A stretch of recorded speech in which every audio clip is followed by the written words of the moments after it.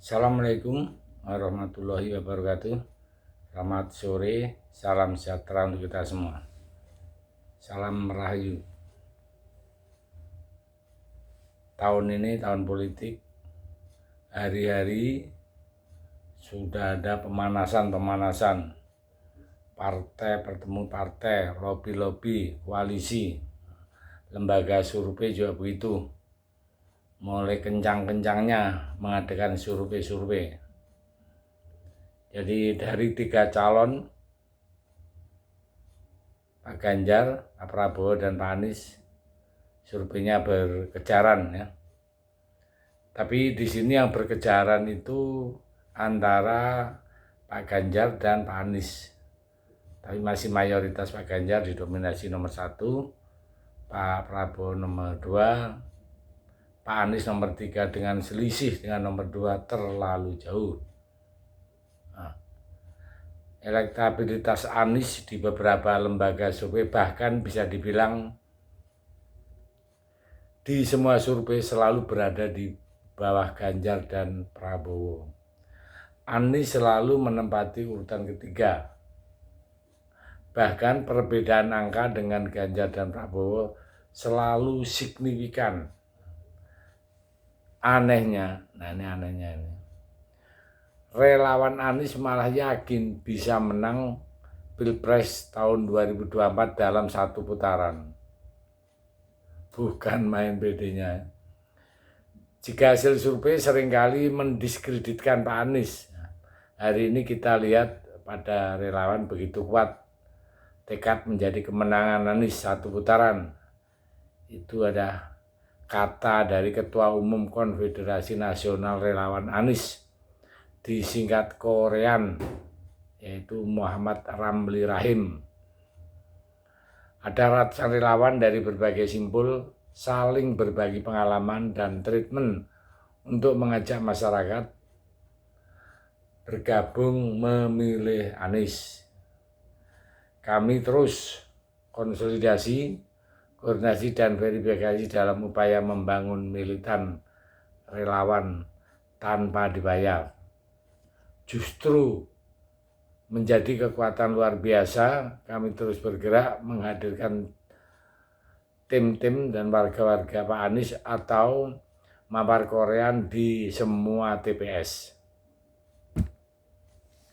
Mereka bingung survei yang ada saat ini karena hasil survei sangat berbeda dengan fakta lapangan yang mereka temukan. Kami ini mendatangi masyarakat langsung bertanya soal Pilpres. Tanpa saya jelaskan soal Anies, mereka sudah Anies. Bahkan amat sangat jarang kami temukan masyarakat yang memilih calon lain. Selain Pak Anies, kata salah satu orang dari relawan Sulawesi Pejuang. Ini Pilpres belum dimulai saja, mereka sudah pada halu parah. Hampir, sudah kita nggak usah bicarakan lagi masalah itu. Yakin bisa menang 1 putaran. Turunkan dulu ya ekspektasinya, yakin bisa lolos dari putaran pertama.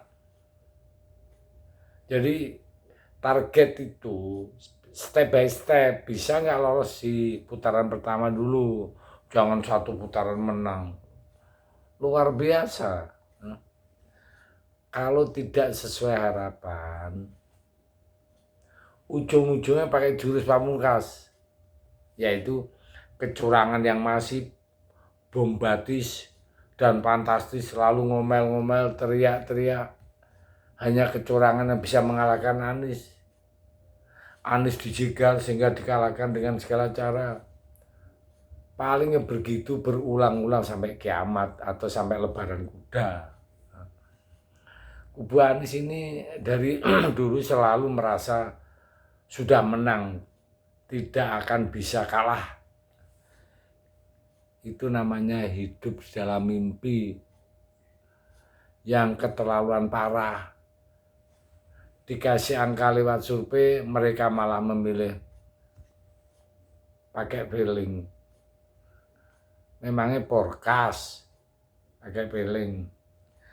Angka di dalam statistik survei itu ada metodologinya ilmiah dan bisa dijelaskan bukan pakai feeling atau keyakinan membabi buta. Jadi mereka tanya, rakyat yakin dengan Anies, rakyat yang mana itu? Jadi yang perlu diklarifikasikan itu rakyat yang mana. Jangan-jangan memang memilih rombongan dia, ya betul aja.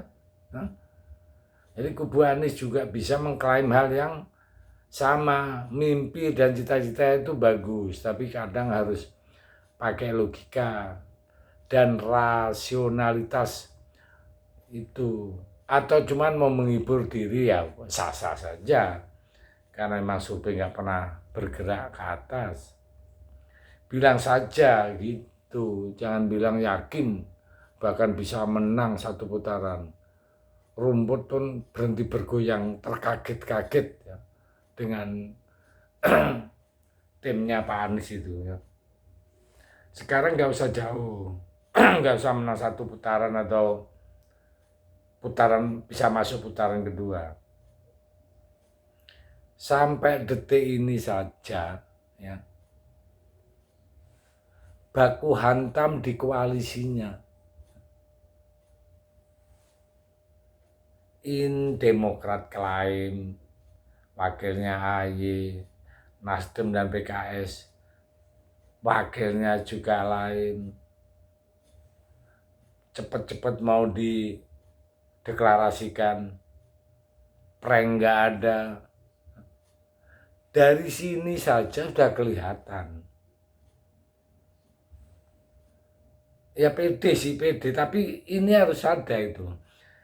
Sesuatu pertandingan kita akan menang, jalan ceritanya itu ada.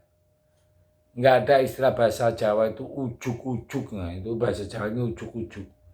Itu menang, nah itu.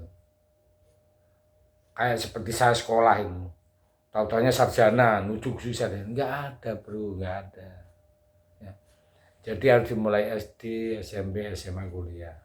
Begitu juga untuk memenangkan pertandingan atau dalam pilpres yang luar biasa besarnya ini harus dimulai dari apa? Dari koalisi. Setelah koalisi dibentuk tim sukses. Setelah dibentuk tim sukses dibentuklah tim-tim kampanye, didaftarkan. Sejuk. Tiap hari pikirannya nggak bisa cari wakil, dijegal. Partainya berkelahi, dijegal. Ujung-ujungnya Salawi, semua salah Jokowi. Saya pikir itu. Terima kasih. Merdeka.